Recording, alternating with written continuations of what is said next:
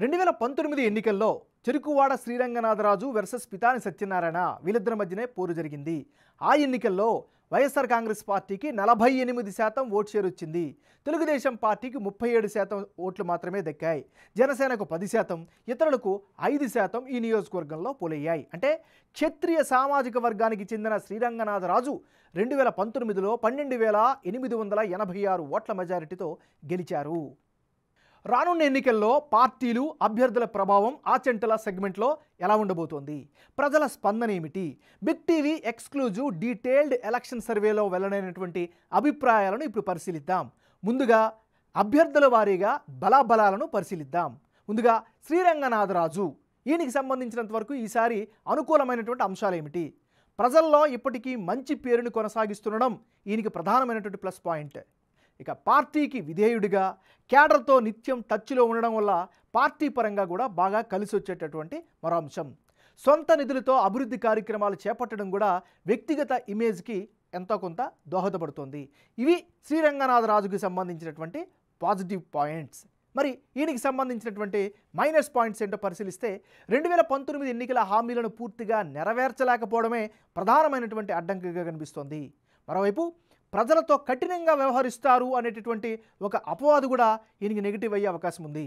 ఓ వర్గం క్యాడర్ ఆయనతో అసంతృప్తితో ఉండడం కూడా పొలిటికల్గా కాస్త చేటు చేసే అవకాశం ఉంది.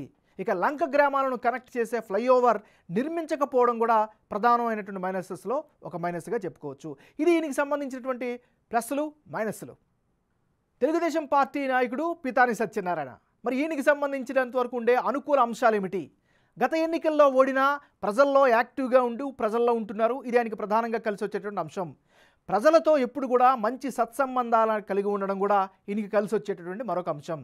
నియోజకవర్గంలో ఎక్కువ జనాభా ఉన్న శెట్టి బలిజ సామాజిక వర్గ వ్యక్తి కావడం కూడా రాజకీయంగా అనుకూలమైనటువంటి మరొక అంశం. మరి ఈయనకి ఉండేటటువంటి మైనస్ పాయింట్స్ ఏంటో ఒకసారి పరిశీలిస్తే టీడీపీ జనసేన కార్యకర్తల మధ్య ఆశించిన స్థాయిలో సమన్వయం లేకపోవడమే ప్రధానమైనటువంటి మైనస్సు. మళ్ళీ శ్రీరంగనాథరాజు బరిలోకి దిగడం కూడా ఈయనకి అతిపెద్ద మైనస్గా చెప్పుకోవచ్చు. ఇది ఈయనకి సంబంధించినటువంటి ప్లస్లు మైనస్లు. ఈ నియోజకవర్గంలో కులాల వారీగా ఈక్వేషన్స్ ఎలా ఉన్నాయి ఒకసారి కనుక పరిశీలిస్తే ఈ నియోజకవర్గంలో శెట్టి బలజ కమ్యూనిటీ ఎక్కువ మంది ఉన్నారు, 29% మంది. ఎస్సీలు 19% మంది ఉంటే కాపులు 15%, రెడ్డి సామాజిక వర్గం 11%, గౌడ్స్ 8%, క్షత్రియులు 5% మంది ఈ నియోజకవర్గంలో నివసిస్తున్నారు. ఈసారి ఆచంటలో మారిన రాజకీయ సమీకరణాలు, జనసేనతో పొత్తు కారణంగా గతంలో కంటే పరిస్థితులు బాగా మారే అవకాశం ఉందని బిగ్ టీవీ సర్వేలో కనిపిస్తోంది.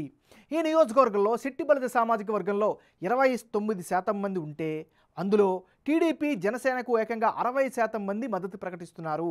వైసీపీకి 35%, ఇతరులకు 5% ఓట్లు పంచుకునే అవకాశాలు కనిపిస్తున్నాయని సర్వేలో తేలింది. ఇక ఎస్సీ సామాజిక వర్గ ఓటర్లు 19% ఉంటే వీళ్ళలో టీడీపీ జనసేనకు 35%, వైసీపీకి 60%, ఇతరులకు 5% ఓట్లు పడే అవకాశాలు కనిపిస్తున్నాయి. కాపు ఓటర్లు 15% ఉంటే ఇందులో టీడీపీ జనసేనకు 60%, వైసీపీకి 35%, ఇతరులకు 5% ఓట్లు పడే అవకాశం ఉంది. రెడ్డి సామాజిక ఓటర్లు 11% మంది ఉంటే ఇందులో టీడీపీ జనసేనకు 35%, వైసీపీకి 60%, ఇతరులకు 5% ఓట్లు పడే అవకాశం ఉంది. గౌడ్ సామాజిక వర్గ ఓటర్లు 8% ఉంటే టీడీపీ ప్లస్ జనసేన వైసీపీకి సమంగా 45% ఓట్లు పడే అవకాశాలున్నాయి. ఇతరులకు 10% ఓట్లు పడే ఛాన్సెస్ కనిపిస్తున్నాయి. ఇక క్షత్రియ సామాజిక వర్గ ఓటర్లు 5% మంది ఉంటే ఇందులో టీడీపీ జనసేనకు ఎక్కువ శాతం అంటే 55% మద్దతు ప్రకటిస్తున్నారు. వైసీపీకి 40% మంది, ఇతరులకు 5% ఓట్లు పడతాయని బిగ్ టీవీ సర్వేలో తేలింది. మరి రానున్న ఎన్నికల్లో ఎవరెవరు పోటీలో ఉంటే ఫలితాలు ఏ విధంగా వచ్చే ఛాన్స్ ఉందో ఒకసారి పరిశీలిద్దాం. ముందుగా శ్రీరంగనాథరాజు వర్సెస్ పితాని సత్యనారాయణ, వీళ్ళిద్దరు కనుక మరొకసారి బరిలోకి దిగితే అప్పుడు తెలుగుదేశం పార్టీకి 49% ఓట్ షేర్ దక్కే ఛాన్సెస్ కనిపిస్తోంది. వైసీపీకి 46%, ఇతరులకు 5% ఓట్లు పోలయ్యే ఛాన్సెస్ ఉన్నాయి. అంటే ఇప్పటికిప్పుడు ఎన్నికలు జరిగితే ఆచంట నియోజకవర్గంలో టీడీపీ జనసేన ఉమ్మడి అభ్యర్థి గెలిచే అవకాశాలు ఎక్కువగా ఉన్నాయని బిగ్ టీవీ సర్వేలో తేలింది. వైసీపీ నుంచి శ్రీరంగనాథరాజు, టీడీపీ జనసేన పొత్తులో పీతాని సత్యనారాయణ రంగంలోకి దిగే అభ్యర్థిని ఢీకుంటే శ్రీరంగనాథరాజుకు 46% గెలుపు అవకాశం ఉంటే పీతాని సత్యనారాయణకు 49% అవకాశం ఉంది. మొత్తంగా టీడీపీ జనసేన ఉమ్మడి అభ్యర్థికి ఎడ్జి ఎక్కువగా ఉన్నట్లు బిగ్ టీవీ ఎలక్షన్ సర్వేలో ఓటర్లు తమ అభిప్రాయంగా వ్యక్తం చేశారు.